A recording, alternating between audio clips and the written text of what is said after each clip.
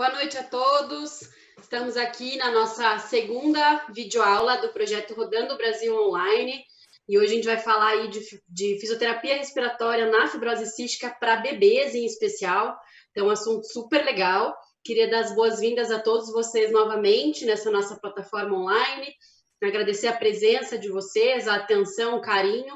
Agradecer também pelos mais de 500 participantes na semana passada. Foi um número super expressivo, que a gente ficou muito feliz.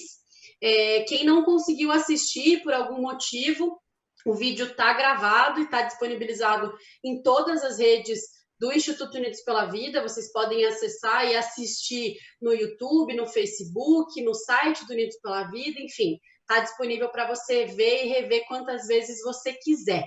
E queria dar as boas-vindas e boa noite também para o meu querido amigo, Dr. Evanirso, que é fisioterapeuta lá de Minas Gerais, do Centro de Referência de Minas, professor da PUC do Campus Betim, lá em Minas Gerais, fisioterapeuta da AMAN, membro do Grupo Brasileiro e da Sobrafir também, que é a Associação Brasileira de Fisioterapia Respiratória. Boa noite, Evanirso. Boa noite, Verônica. Tudo bem aí? Espero que estejam todos bem. Eu queria também agradecer. A última aula foi um sucesso, a gente teve várias dúvidas, várias interações aí nas redes sociais, um número expressivo. Nós ainda temos muitas perguntas para responder até o final desse projeto. Então, eu queria mais uma vez agradecer. E essa aula hoje está muito especial, principalmente para as crianças pequenas. Então, eu gostaria muito que vocês mandassem bastante dúvida, fizessem bastante pergunta, compartilhassem nas redes sociais, para que cada vez mais a gente possa ter mais pessoas participando e sendo beneficiadas por esse momento tão importante para toda a comunidade da fibrose cística, né, Verônica? Com certeza. Bom, a gente está aqui hoje, então, representando e trabalhando nesse projeto Rodando o Brasil, que é um projeto da Vertex, e agora o Unidos pela Vida, que é o Instituto Brasileiro de Atenção à Fibrose Cística, está como parceiro nessa versão online do projeto. Eu sou fundadora e diretora do Unidos pela Vida, sou psicóloga, também tenho fibrose cística, então eu estou aqui com vários interesses nesse momento. E esse projeto ele já aconteceu em várias cidades presencialmente, a gente explicou isso um pouco na aula passada, o Evanirso que dava essas aulas presenciais nas cidades do Brasil, e foi adequado, então, por conta da pandemia que a gente está vivendo.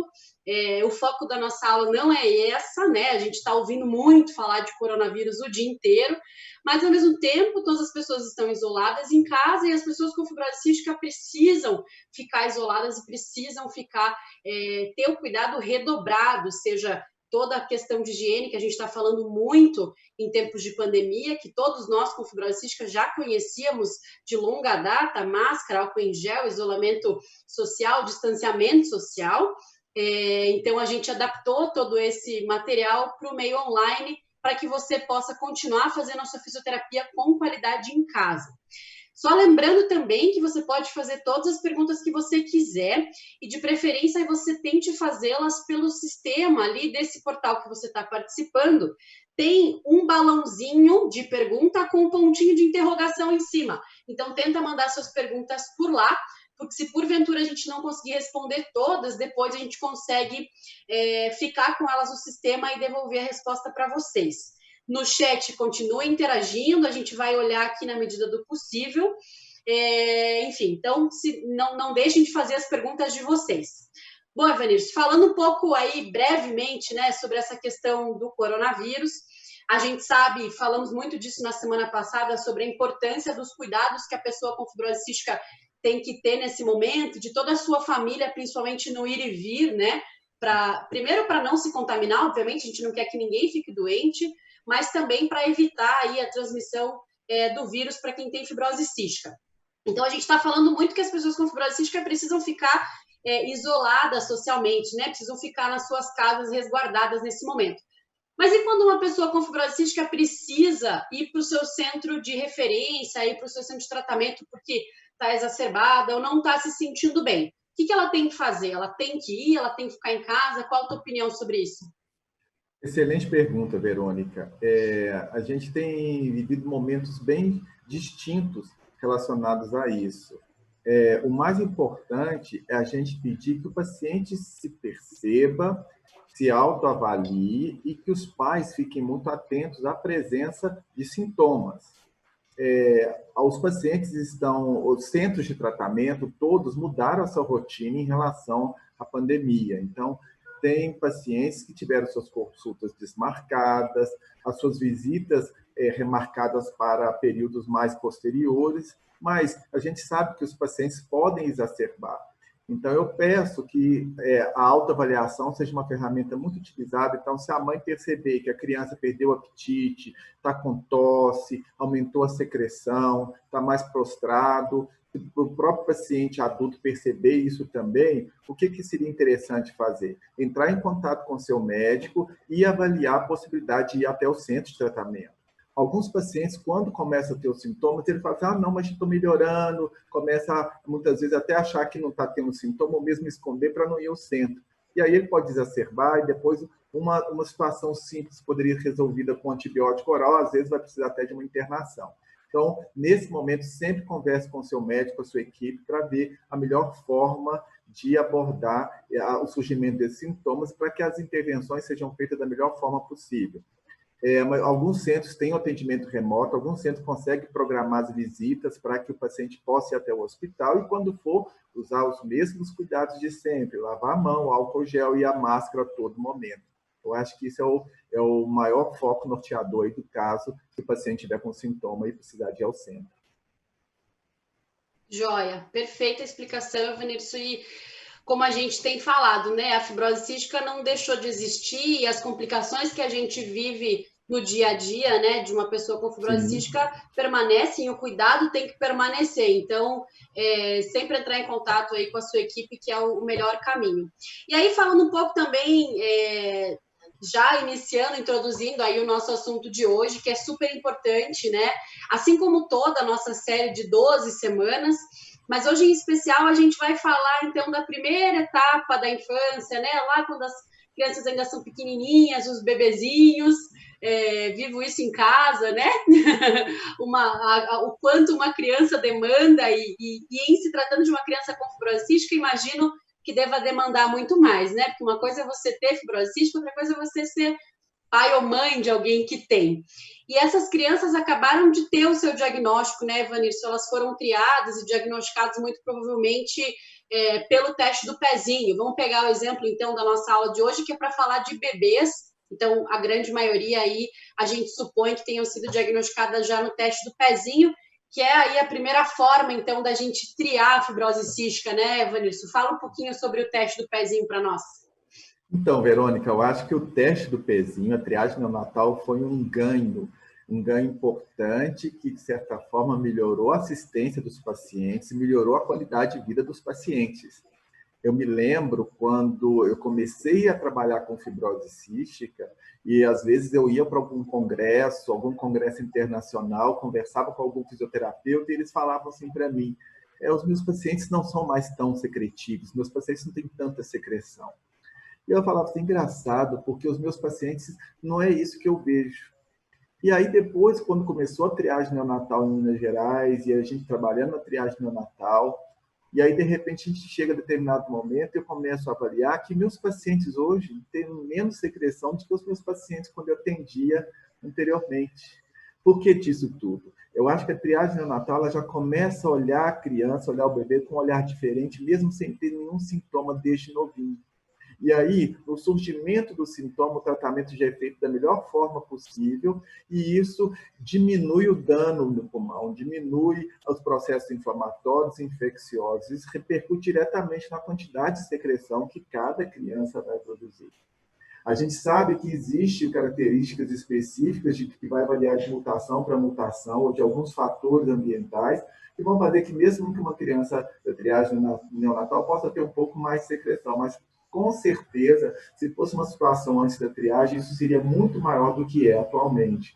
Então, a triagem neonatal foi um marco importante, para todos os pacientes. No Brasil, a gente teve vários momentos de implantação da triagem neonatal, alguns estados com mais tempo, alguns estados com menos tempo, mas a gente está caminhando para que isso seja um padrão para todo o país. Então, provavelmente daqui 10 anos, 15 anos, vai ser cada vez mais frequente pacientes menos sintomáticos por ter esse cuidado muito próximo dos pacientes triados, das crianças triadas. Então, acho que estão várias coisas positivas acontecendo para toda a comunidade, para todos os pacientes, né, Verônica? Com certeza.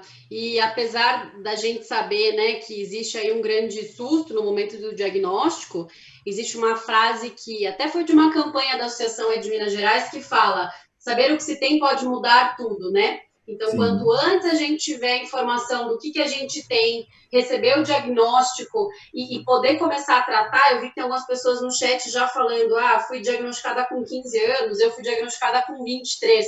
Então, obviamente, eu tenho plena convicção de que se eu tivesse sido diagnosticada bem precocemente, eu não teria tido tantas complicações e sequelas pelo fato do diagnóstico tardio. Então, a gente sabe que quanto antes começar a tratar e quanto antes iniciar aí o acompanhamento adequado, muito melhor para a qualidade de vida, né? Com certeza. E outra coisa importante, Verônica, a gente sempre usa de informações positivas nesse momento da triagem. A gente não tenta criar uma ilusão baseada na fibrose, a gente conta com a realidade, mas ser positivo nesse momento é chamar a atenção que o tratamento precisa ocorrer da melhor forma possível, mas que existe um cenário muito diferente do que tinha anteriormente. E nesse aspecto, eu queria te parabenizar pelo site do Unidos pela Vida, porque os pacientes, quando vêm para mim na triagem neonatal e eu peço a eles para eles poderem ir no site Unidos pela Vida e ver as informações, eles voltam mais leves e com muita informação. Eu acho que falar de fibrose cística, mas falar com carinho, com vontade, muda todo o entendimento de um pai e da mãe que está começando esse processo, essa luta toda que a gente sabe como que não é mesmo? Nem fala, Vanessa. Bom, obrigada pelo carinho, né? O trabalho do Unidos pela Vida, ele é muito pautado nisso, assim, da gente poder levar o amor para as pessoas nesse momento difícil de uma forma realista, como você falou. Eu acho que a informação adequada, ela não é omitindo a realidade, e sim convivendo com aquilo que a gente vai ter que conviver para o resto da vida. E aí vem o nosso lema, né? Eu citei aí uma frase linda de uma campanha da Associação de Minas, mas a gente fala aqui no Unidos pela Vida que a fibrose cística é parte do que somos e nunca o limite do que a gente pode ser. Então, eu acho que apesar de um diagnóstico tardio ou de um diagnóstico precoce, apesar de convivermos com a fibrose cística, todos nós devemos entender o tratamento como investimento de tempo, como eu comentei na aula passada, né? E sim, a gente tem que dividir as esperanças e multiplicar aí as notícias boas para que as pessoas consigam aderir ao tratamento e conviver melhor com essa rotina. Que você vai contar um pouquinho para nós, então, hoje, né? De FIGEM em bebês. Exato. Vamos lá, então. Então, pessoal, a aula de hoje a gente separou duas técnicas que são utilizadas nas crianças pequenas, são utilizadas em pacientes com fibrose cística, que muitos de vocês podem não estar acostumados com elas. Tem uma gama de técnicas, tem uma gama de intervenções que podem ser utilizadas nas crianças pequenas, mas nós separamos essas duas. Então, as dúvidas que vocês tiverem, a gente pode discutir no site. Se vocês quiserem depois treinar numa boneca ou nas próprias crianças, mas se tiver dúvida em relação ao procedimento, converse com o seu fisioterapeuta, que ele com certeza vai te ajudar no processo de aplicação, de replicação dessa técnica. Então, para esse momento agora, a gente vai ter um outro vídeo, já pedi para liberar o vídeo sobre as técnicas de fisioterapia respiratória utilizada com crianças pequenas.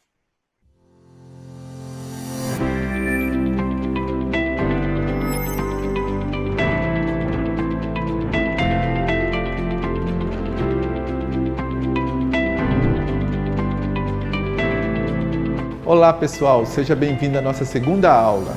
Nessa aula vamos abordar algumas técnicas de fisioterapia utilizadas principalmente pelas crianças pequenas. A primeira técnica que vou demonstrar se chama AF, aumento do fluxo expiratório. Essa técnica tem como objetivo remover as secreções das vias aéreas inferiores. Ela se baseia na manipulação do fluxo de ar que sai dos pulmões. Quando respiramos, o ar entra para dentro dos pulmões através da contração do músculo diafragma, músculo da respiração. Na expiração, o ar sai de dentro dos pulmões de forma lenta, sem a necessidade de qualquer contração dos músculos. O ar sai simplesmente por relaxamento do tórax e dos músculos respiratórios. Então, com a aplicação dessa técnica, vamos provocar um aumento do fluxo de saída de ar dos pulmões, favorecendo assim a eliminação das secreções pulmonares. Antes de iniciar a aplicação da AF, certifique-se que a criança não se alimentou. Importante respeitar um período de aproximadamente 50 minutos para evitar a provocação do vômito. Para essa técnica, vamos seguir os seguintes passos: cabeceira da cama ou do berço elevada no mínimo 30 graus. Com o bebê de barriga para cima, posicione uma das mãos na parte superior do tronco próxima ao queixo da criança e a outra na região do abdômen. Lembre-se que a mão do abdômen fica próxima às últimas costelas da criança. Nas crianças menores que 2 anos, o posicionamento da mão do abdômen funciona como se fosse uma cinta abdominal. Este contraapoio abdominal vai estabilizar a parede abdominal durante o movimento da mão torácica. A compressão da mão torácica, em conjunto com a estabilização do abdômen, irá promover um movimento de retirada de ar dos pulmões, aumentando o fluxo expiratório. Em crianças maiores, você pode fazer essa técnica da seguinte forma: coloque a criança sentada no colo, com as costas apoiadas no tronco do pai ou da mãe. Uma das mãos posicione abaixo do queixo sobre o tronco, a outra na transição do tórax com o abdômen. No momento que a criança terminar de encher o pulmão de ar e começar a soltar, faça uma compressão com as 2 mãos em conjunto, indo de encontro. Nesse momento, teremos o aumento do fluxo de ar na expiração. Outra técnica também muito utilizada nos bebês é a expiração lenta e prolongada, conhecida como ELPR. Esta técnica também trabalha a modulação dos fluxos de ar. Ela promove uma ajuda na expiração aplicada por meio de uma pressão manual na região do tórax e do abdômen simultaneamente. Vocês podem estar achando que a LPR é a mesma coisa que a AF, mas não é. A LPR é uma manobra lenta que se inicia após o bebê soltar todo o ar. Consiste na compressão lenta do tórax e do abdômen no final da expiração, com o objetivo de diminuir os volumes pulmonares em direção ao volume residual. Para fazer essa técnica em casa, inicialmente você deve pedir ao fisioterapeuta do centro de referência que repasse todos os detalhes da aplicação. Não se esqueça que devemos considerar um intervalo entre uma alimentação e outra de aproximadamente 50 minutos. Coloque o bebê de barriga para cima, mantenha ligeiramente elevada a cabeceira, coloque uma das mãos sobre o tórax do bebê, abaixo do queixo, e a outra mão entre o umbigo e as últimas costelas. Sinta a respiração da criança. Observe os movimentos de inspiração, enchendo o peito de ar e soltando o ar dos pulmões. Fique atento ao movimento da respiração da criança. Então, após a criança soltar todo o ar, de forma lenta, você irá comprimir com as 2 mãos o tórax e o abdômen, aumentando aos poucos a saída de ar dos pulmões. Detalhe importante: quando estiver comprimindo, tente fazer a manobra segurando de 2 a 3 tentativas de respiração da criança. Para os bebês, pense sempre nesse momento de cuidado como um momento de brincadeira e de carinho. Alterne os exercícios de fisioterapia com brincadeiras para deixar esse momento mais prazeroso. Brincadeiras de balanço, cavalinho, cócegas e mudanças de posição ajudam a divertir e contribuem para aumentar a ventilação dos pulmões. Essas são apenas algumas possibilidades. Não quer dizer que serão as únicas para o tratamento do seu bebê. Discuta com seu fisioterapeuta e juntos escolha a intervenção que melhor adapte ao seu filho e que você consiga realizar com mais eficiência. O importante é manter o foco, observar o que realmente funciona para cada momento da vida do seu filho. A realização da fisioterapia deve ser considerada como um momento de transmissão de carinho e amor entre a família e deve contar com o envolvimento de todos.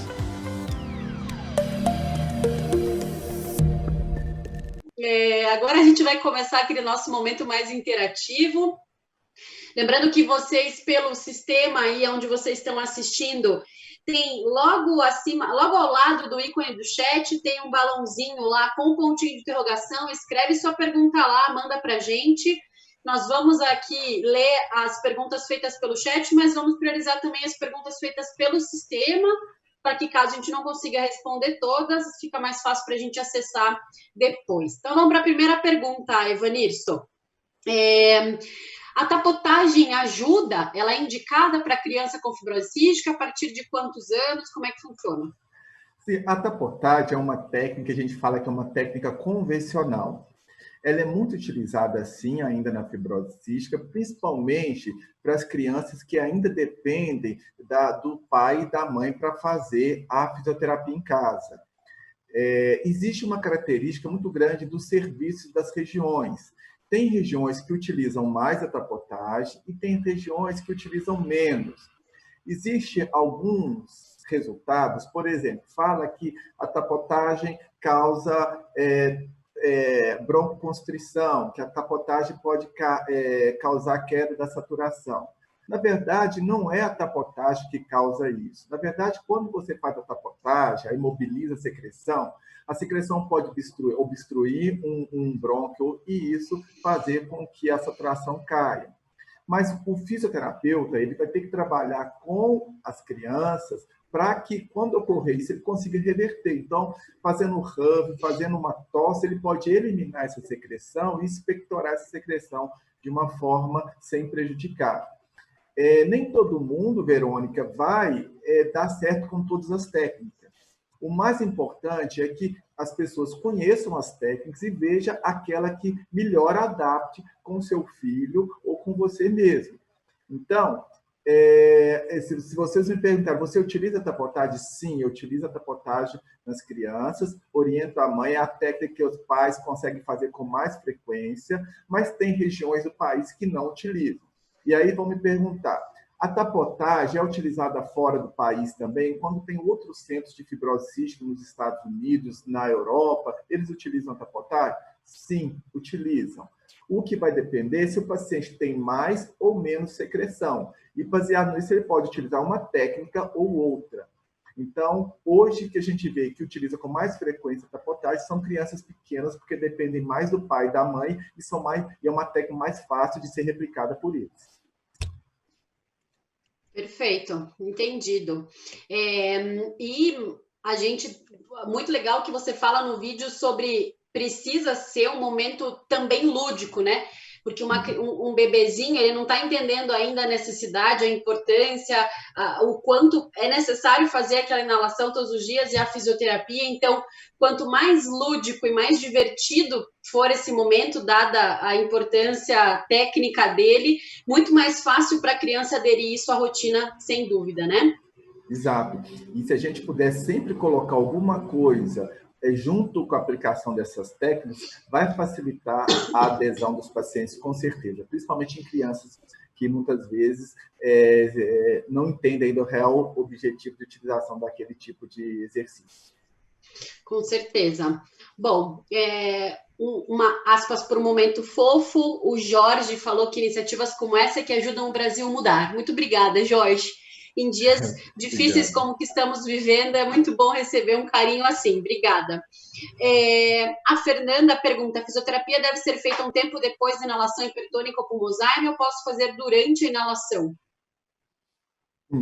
Isso é uma pergunta, às vezes, que é muito interessante por dois aspectos. Quando eu estou fazendo a inalação, eu estou querendo colocar uma medicação lá dentro dos pulmões. Quando eu estou fazendo a fisioterapia, eu estou querendo tirar alguma coisa lá de dentro dos pulmões para fora. Então, imagine você, Verônica, que você está a gente querendo colocar uma coisa para dentro e você mandando a coisa para fora. Porque você concorda que quando você faz a fisioterapia e você está fazendo inalação, eles não querem saber se aquilo que está entrando é uma medicação ou se é um ar contaminado ou poluído. Ele simplesmente, o fluxo que você está mandando para fora, a percussão que você está fazendo, vai eliminar qualquer coisa para fora.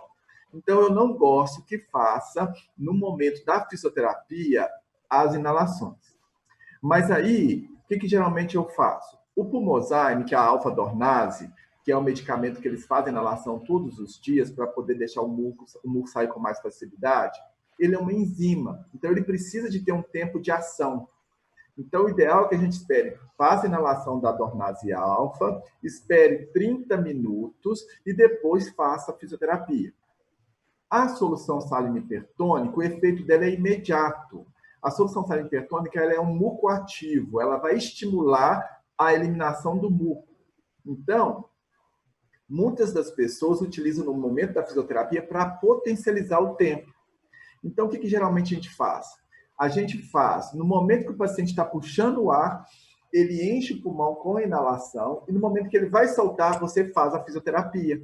Porque aí, no momento que ele vai soltar o ar, você vai colocar a secreção para fora e não vai impedir nada que entre para dentro novamente. Então, você pode alternar a solução salina hipertônica com a realização da fisioterapia. Lembrando que você vai fazer a fisioterapia somente no momento que o paciente estiver soltando o ar. Porque aí você vai conseguir acelerar esse fluxo, vai conseguir, junto com a solução salina hipertônica, tirar essa secreção e ter a tosse e eliminar com mais eficiência. Perfeito, excelente explicação. E aí, Evanilson, existe também algumas teorias que dizem que essa sequência que você falou, né? Primeiro faz ali a alfa-dornase, que é o Pulmozyme, né? Uhum. Não falando da hipertônica que pode ser feita junto, mas a alfa-dornase se faz, dali meia hora a fisioterapia. E a atividade física entraria nessa sequência com o pulmão limpo para poder condicionar melhor? Verônica, isso são dois momentos muito importantes que a gente vai trabalhar, que é associar a atividade física com a inalação e com a fisioterapia. Nós vamos ter uma aula que a gente vai trabalhar só disso, a gente vai falar dessa sequência, como que é importante. Mas é uma estratégia super positiva, eu não vou dar spoilers hoje, porque eu quero que todo mundo assista essa aula, que a gente pode reduzir o tempo de tratamento e aumentar a eficiência quando a gente combina inalação, fisioterapia e exercício físico. Então, isso vai ser cenas para os próximos capítulos. Se a gente responder, a gente não vai ter audiência no dia dessa aula. Legal. Bom, então, tem duas perguntas aí que já entram nessa linha. Uma é da Andréia, mãe da Maria Luísa, super famosa, garotinha. Estimular a prática de exercício físico ajuda no fortalecimento dos pulmões, assim como no corpo como um todo.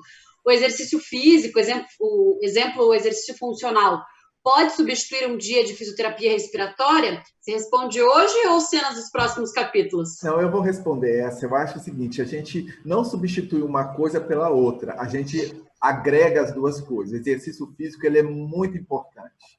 Ele é importante para o paciente com fibrose cística, mas para toda a população. O nosso corpo foi feito para movimentar, para exercitar. Quanto mais ativos somos, melhor a nossa saúde. Então, a gente vai ter algumas aulas que a gente vai fazer vários momentos de exercício físico, então a gente tem que associar a fisioterapia com o exercício físico. Alguns trabalhos já tentaram responder essa pergunta, se o exercício pode substituir, e até então a gente não tem essa resposta. O que a gente tem é que o exercício ele complementa muito a fisioterapia, que a gente vai trabalhar depois, vai falar em detalhe por que isso acontece.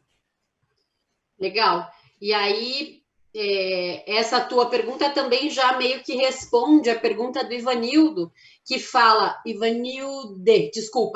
fazer atividades físicas melhora a função pulmonar, né, a função ali do pulmão, ou só ajuda a não piorar? A fibrose cística é uma das poucas doenças pulmonares onde que o exercício físico consegue melhorar a função pulmonar e às vezes consegue até recuperar a função pulmonar.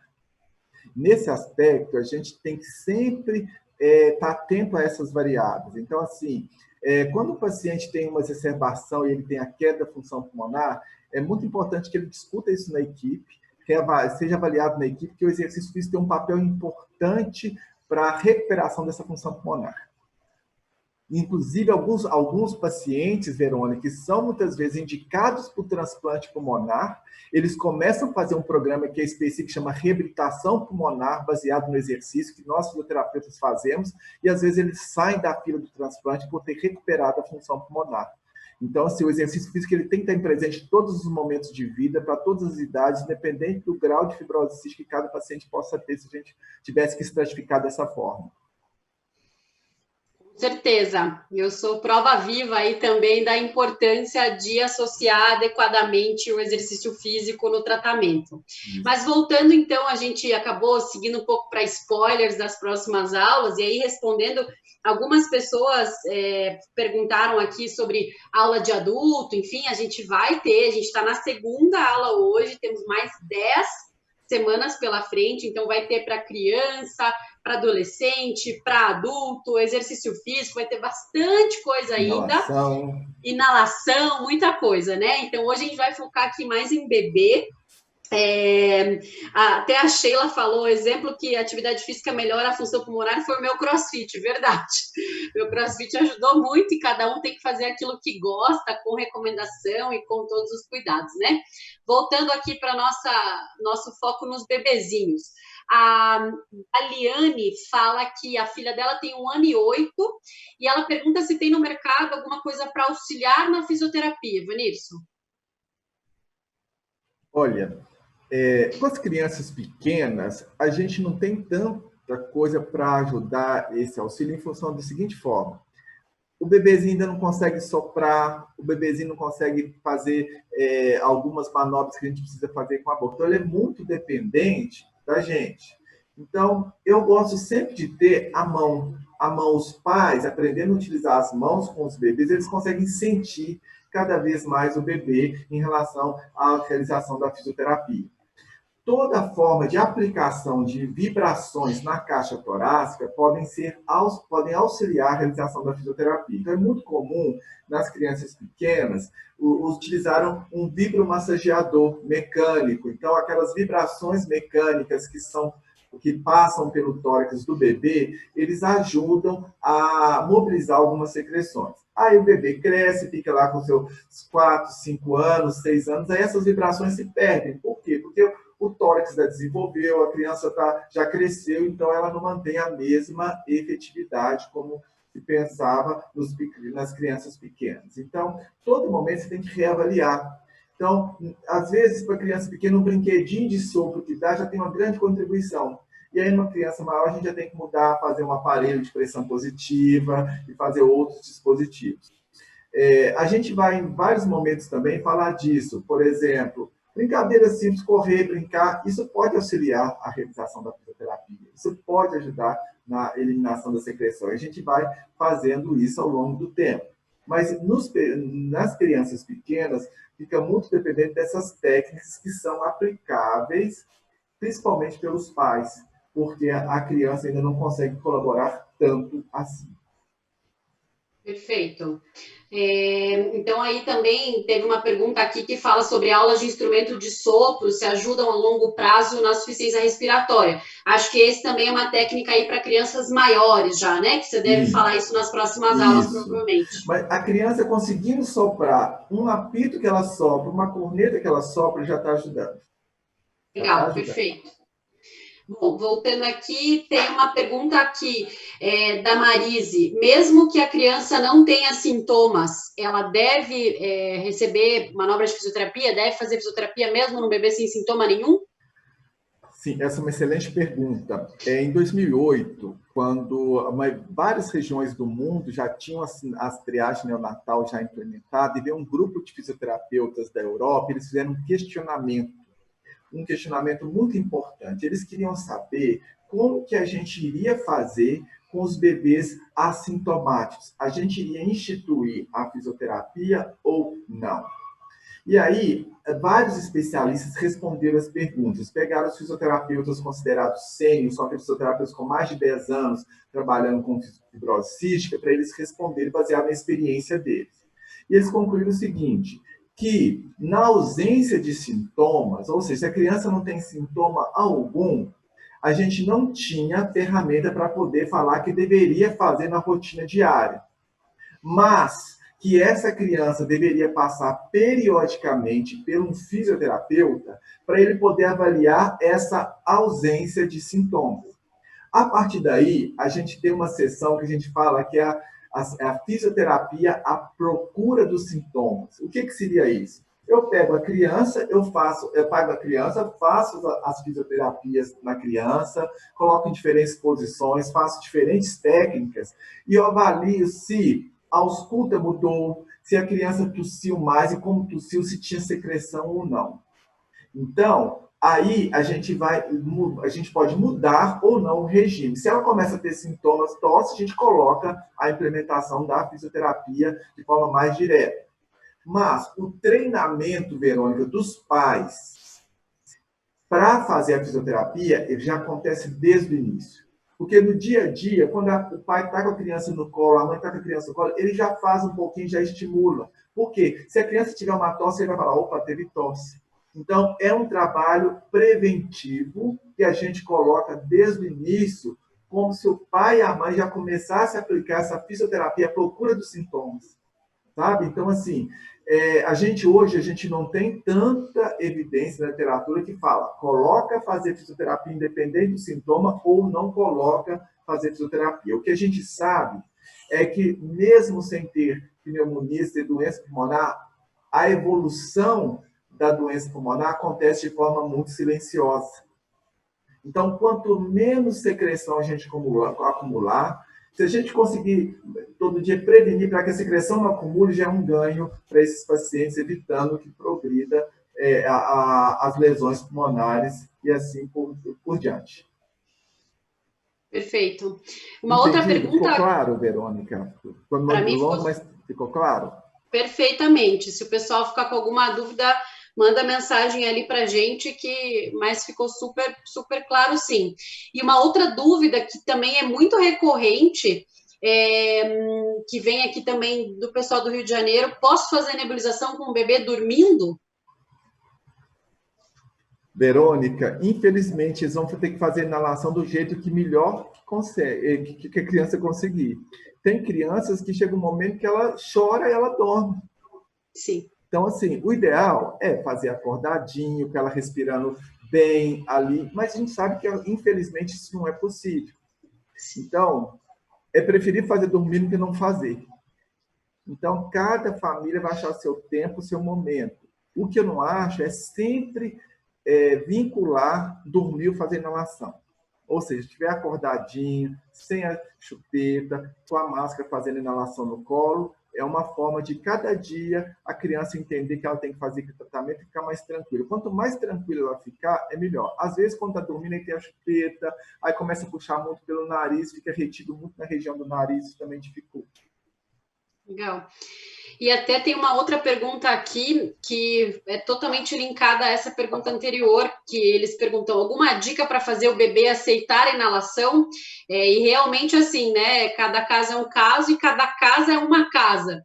E você sabe uma coisa que ajuda muito, Verônica? Você pega o brinquedo da criança, ou o ursinho, ou a boneca que ele tem, deixa um nebulizador, alguma coisa, ou um kit que tem 2 kits ou 2 nebulizadores, coloca na bonequinha, a bonequinha faz, depois coloca na criança, coloca junto, faz vídeo, tira foto, a criança se vê no brinquedo. E aí torna-se mais fácil a aceitação em fazer a inalação. Vou dar um exemplo pessoal. A minha filha Helena vai fazer 1 ano e 5 meses agora. Ela não tem fibrose cística, mas logo que ela entrou na escola, ela, enfim, teve as viroses, né, da escola, teve uma infecção respiratória, precisou fazer inalação e eu vivi na pele. Então, tudo isso que eu sempre ouvia os pais de quem tem fibrose cística relatando sobre a dificuldade. E o que a gente fez foi justamente isso. Como ela me vê fazendo inalação, eu colocava a minha máscara, uma máscara reserva a gente colocava no meu marido e ela colocava a dela e aí ela se identificou. E ela até passou um tempo, ainda está fazendo uso de bombinha, e a gente chama de puff-puff, enfim, a bombinha em casa. E hoje ela vê a mim e já traz para mim e já coloca na minha boca. Então, assim, realmente isso da criança se sentir parte daquilo e não se sentir diferente, psicologicamente é uma técnica que realmente faz muito sentido, porque a criança vai se sentir acolhida por aquele momento que para ela poderia ser ruim ou diferente, mas na verdade ela vai ver que o pai, a mãe, o avó, o cuidador estão na mesma situação, e a bonequinha fazer a inalação também ajuda pra caramba. Exato, isso é uma ferramenta lúdica que fala no mundo da criança, onde a criança está inserida, né, Verônica? Isso é muito importante. Com certeza. A Josiele diz que faz 2 semanas que ela recebeu o diagnóstico do Lorenzo, de 10 meses. Uma aspas aí, Josiele, conte com a gente, muita força nessa hora. E ela diz que para ela é tudo novo e que ela tem medo de não conseguir fazer a fisioterapia, que ela gostaria de saber um pouco mais sobre isso, porque ela ainda não teve contato com nenhum profissional. Acho que esse teu vídeo foi um acalento aí para ela, né, Vanirson? Quais as tuas primeiras dicas para ela? Pois é, Verônica, a gente tem, assim, o que geralmente a gente faz? Ela tem 2 semanas que ela teve diagnóstico? 2 semanas no bebê de 10 meses. Exato. E o que acontece? Imagine uma mãe que fez planos, uma mãe e um pai, fez planos para ter uma criança. E fez tudo planejado, a criança nasceu, tudo bonitinho, arrumado. Ele chega, vai fazer o teste do pezinho, dá um resultado, aí o pessoal liga, tem que refazer. Refaz e depois tem que marcar um teste do suor. E no dia do teste do suor, ele já vai automaticamente para o centro de tratamento. Isso é o que acontece lá no serviço. Às vezes os pacientes chegam com 2 semanas de diagnóstico, 3, 4 semanas. Na primeira consulta, é tanta informação e que a gente fala o seguinte, nesse momento de tanta informação, a gente tem que colher exame, introduzir uma sonda no nariz, então gera muito estresse. A gente dá um material, uma cartilha, para eles poderem ler, para eles marcarem o que eles têm de dúvida naquela cartilha, e quando eles retornam na consulta, a gente faz a introdução da fisioterapia. A gente vai introduzir por que tem que fazer fisioterapia, por que a fisioterapia vai fazer parte da vida do filho ou da filha, e como que eles podem fazer isso em casa, no domicílio, e fazer esse autocuidado. Então, provavelmente ela está dentro do período que a gente espera. Então, na próxima retorno do centro de referência, ela provavelmente vai ter essa informação. E aí a gente vai treinando, orientando os pais, e aí os pais vão fazer. E geralmente, quando os bebês são pequenos, eles vêm com uma frequência muito grande, às vezes vem de 15 em 15 dias, de mês em mês, então a gente consegue acompanhar. Depois que esse bebê faz 3 meses, Verônica, a gente indica para ele fazer um acompanhamento, seja uma vez por semana, ou uma vez a cada 15 dias, ou toda semana, ou 2 vezes por semana, vai depender de cada criança, para passar por um profissional fisioterapeuta. Então, ela ainda está dentro do tempo. O que a gente espera geralmente 3 meses? Para dar tempo de receber as vacinas, para a criança não ficar deslocando muito. E se ela está estável, a gente prefere preservar até o 3º mês. Mas, às vezes, tem muitas crianças que a gente não consegue esperar, a gente indica antes. Então, peça ela para ficar tranquila, falando que a próxima consulta no centro de referência é para ela perguntar e conversar com o fisioterapeuta, e com certeza ele vai dar algumas dicas importantes para ela fazer esse cuidado em casa. A gente, nesses últimos dias aí, né, desde que a gente está isolado, as lives estão bombando na internet, né, já teve Sandy Júnior, falei Sandy Júnior que foi que eu assisti, né, mas eu fiquei muito feliz aqui com a mensagem do Edmilson, que falou que mesmo fora do ar, o chat continuou bombando, então muito obrigada, Edmilson, realmente aí a gente agradece a atenção de vocês e a paciência e o entendimento. Bom, a gente vai para a última pergunta, que já são 9h30. Tem um comentário aqui da Gabi, ela tem 2 filhos com fibrose cística, ela disse que quando os filhos dela eram bebês, ela associava alongamento e mobilização de caixa torácica como as utilizadas na massagem Chantal. O que você acha?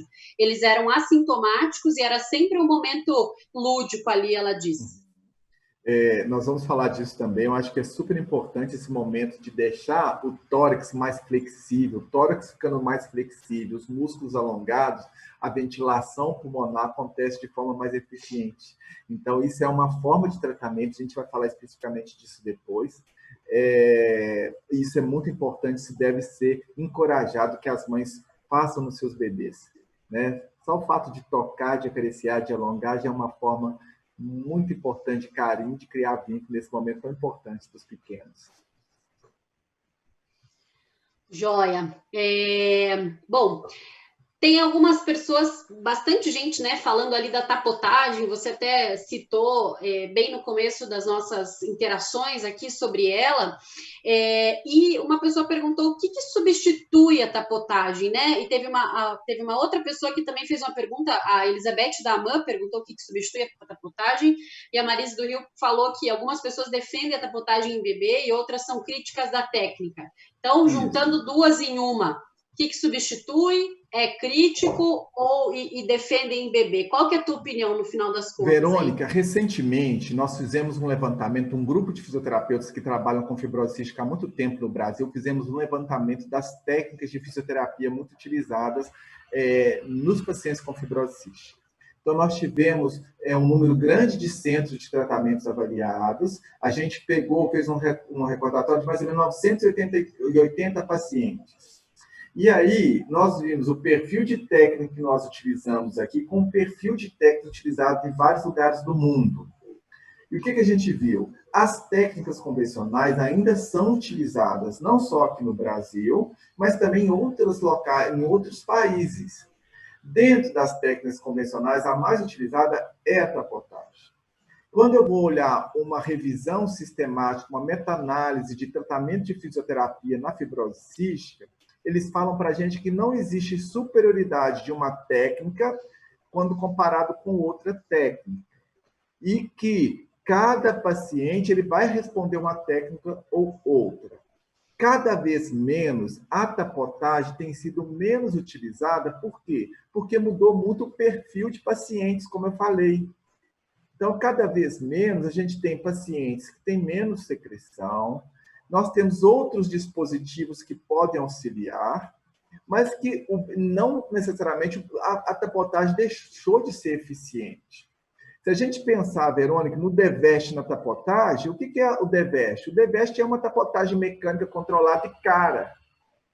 Então, acaba que isso cresce os olhos dos pacientes em relação a isso. O que não pode é surgir uma outra técnica e eu falar que ela é melhor do que todas as demais e só pregar a utilização dessa técnica. Porque se tivesse um artigo que fosse avaliado, controlado, se fosse acompanhado, tudo do ponto de vista da metodologia científica e atestasse isso, ótimo, nós iríamos seguir. Se tivesse uma revisão atestando que essa técnica X, Evanice inventou uma técnica, e essa técnica X é melhor que as demais, ok. O que acontece, eu queria que todos os pais ficassem atentos a isso,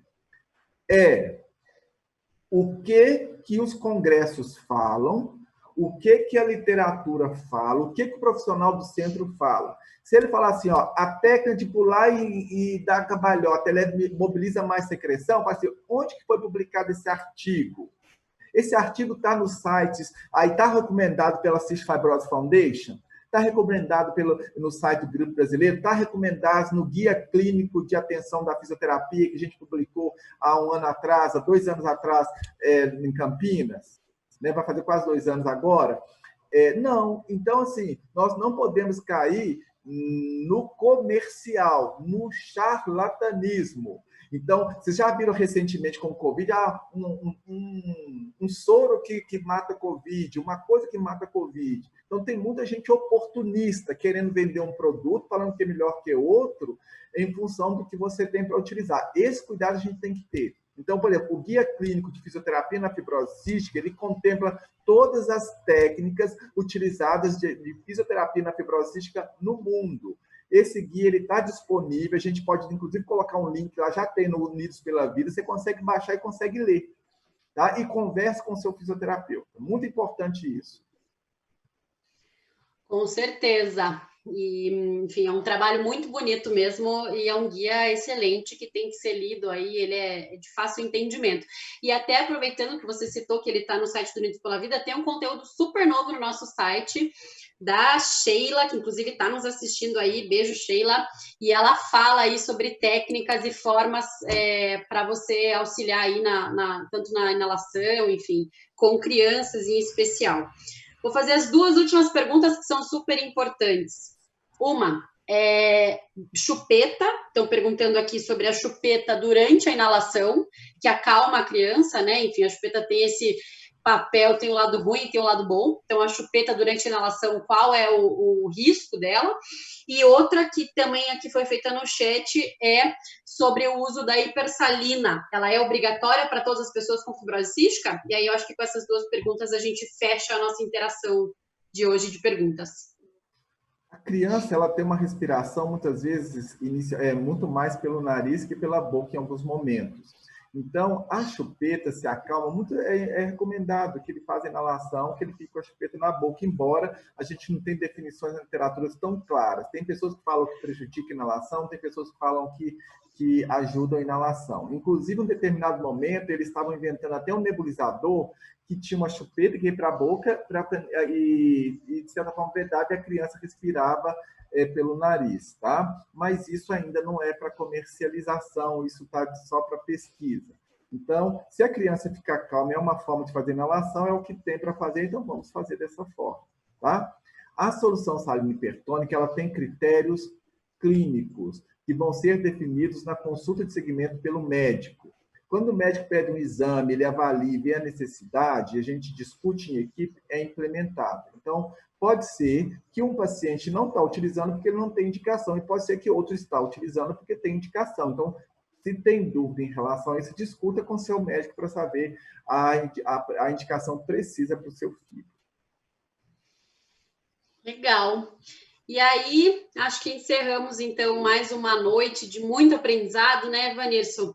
Muita coisa bacana, muita troca fundamental para essa primeira fase aí de desenvolvimento das crianças com fibrose cística. A fisioterapia é extremamente importante e será extremamente importante ao longo de toda a vida. Então, eu também queria contar de volta uma passagem muito rápida pessoal. Eu fui diagnosticada com 23 anos. E quando eu tinha aproximadamente ali, acho que uns 8 anos mais ou menos, eu tive uma pneumonia muito grave.